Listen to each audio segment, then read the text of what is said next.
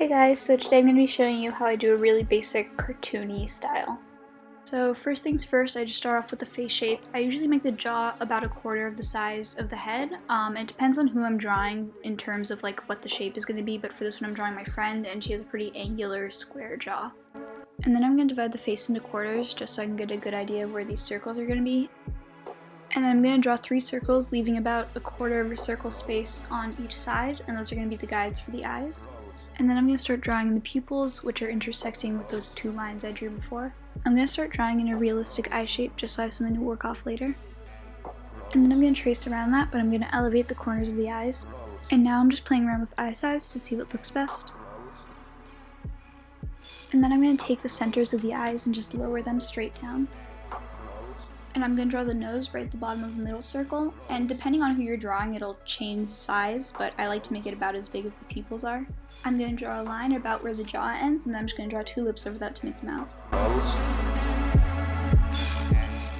And then I'm just going to draw 2 little lines along the contours of the eyes and add a few eyelashes in. Again, following the relative shape of the eyes, I'm going to draw on the eyelids.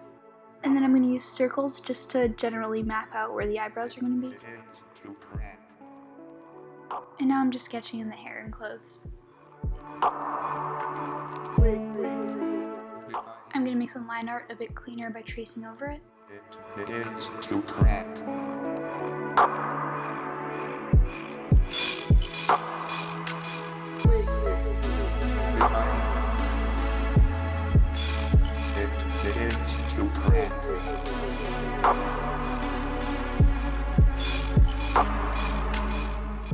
And I'm just coloring it in grayscale so it looks a bit simpler.